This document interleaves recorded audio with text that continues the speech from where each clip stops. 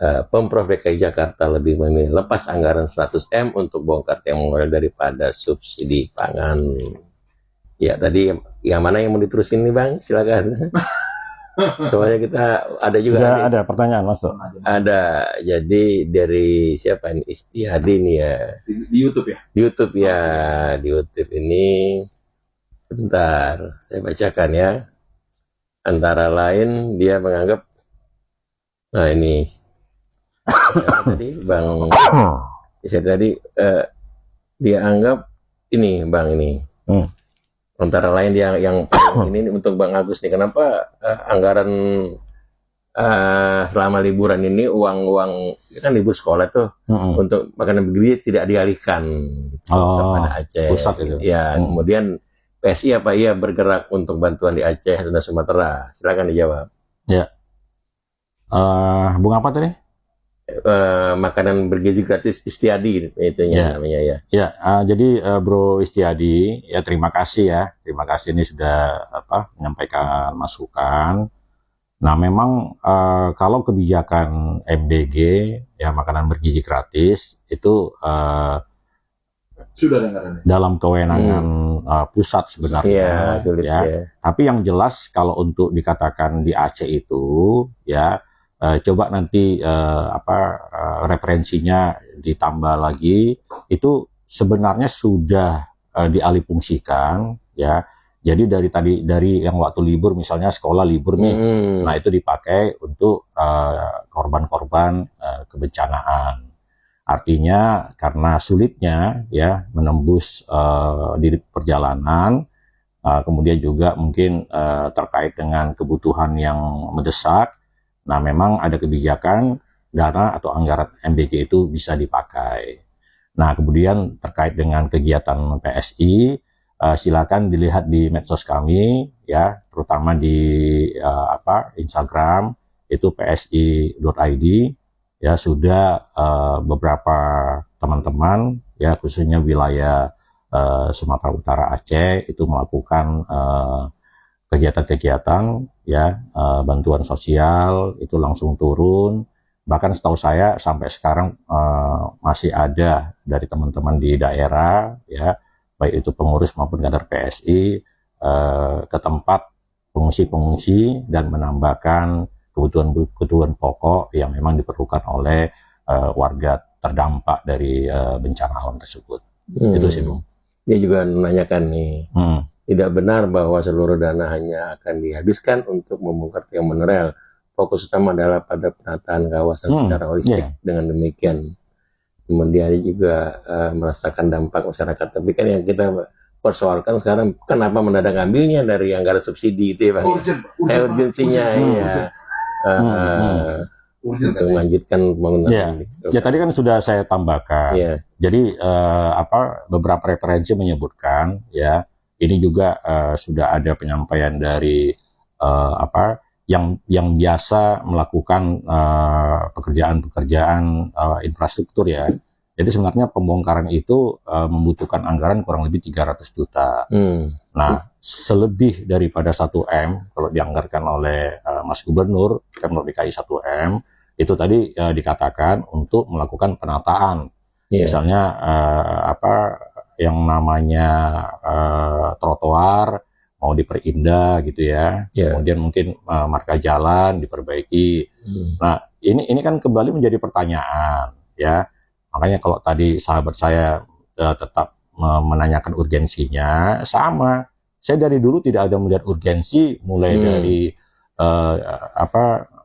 normalisasi kali ternyata dipakai buat hiburan-hiburan katanya butuh buat yang pulang kerja malam, ya ada anggaran ke situ. Kemudian Pasar Burung Barito, terdampak dari penyatuan 3 taman. Nah katanya itu untuk supaya 3 taman ini menjadi kebanggaan Pemprov DKI Jakarta.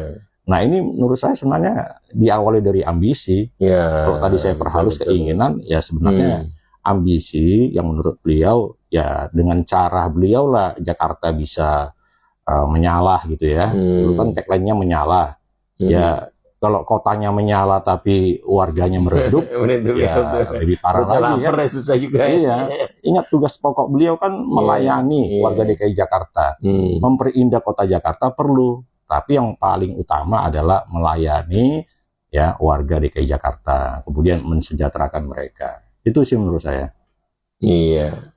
Ya, silakan di komentar nih Bang dari pertanyaan tadi, Bang Joni.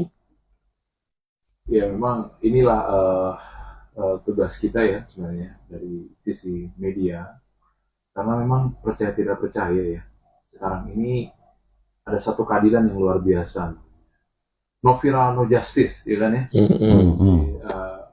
Dan kalau bisa kita bisa menyajikan sesuatu yang lebih mendalam yang bisa dipahami oleh mereka, karena kalau seandainya mereka jadi bingung, mereka jadi antipati atau apatis lah ya, artinya nggak mau peduli lagi. Itulah yang memang udah jadi masalah kita selama ini, karena dia mendapatkan informasi tidak bulat, tidak optimal.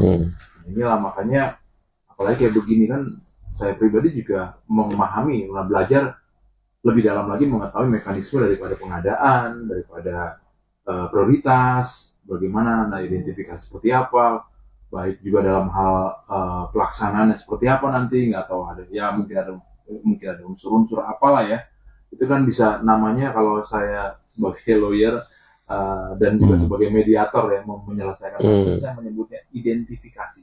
Jadi kita mengidentifikasikan ini sebenarnya arahnya kemana ini, tapi dengan kategori tidak ada kecurigaan ya, kita bicara positif, kita sudah memilih, kita sudah menjalankan mekanisme memilih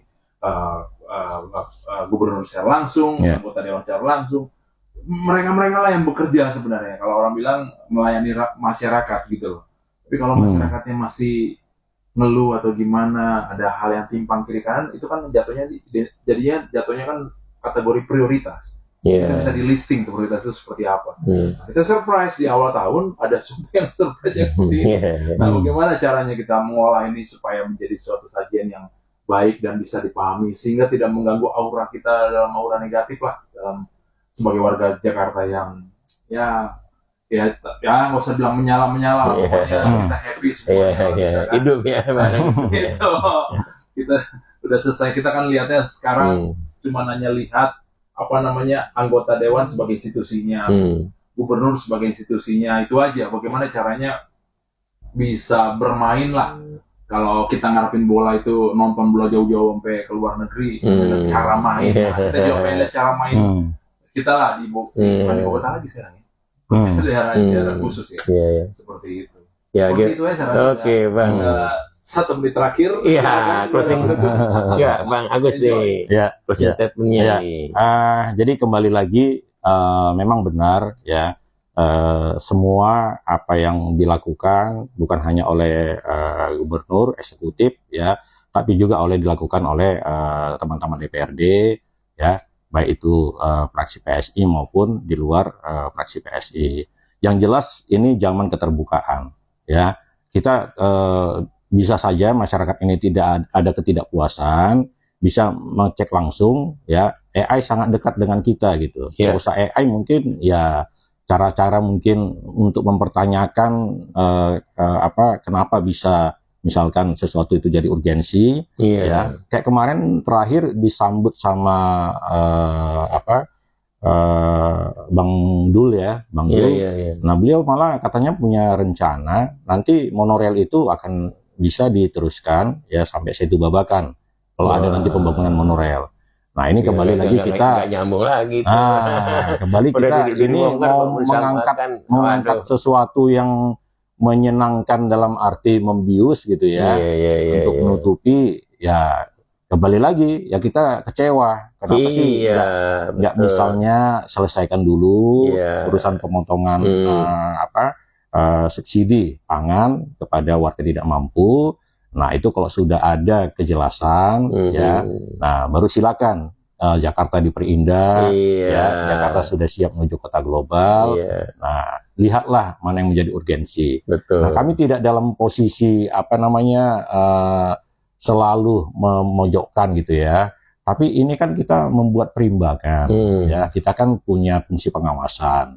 Nah dalam kesempatan ini ya kembali kami mengingatkan ya Mas Gubernur, Pemprov DKI, kalau dari saya ya sebagai setidaknya mewakili warga Jaksel, sudah ada 3 kebijakan ya yang menurut saya mewakili fraksi PSI itu ambisi daripada Mas Gubernur.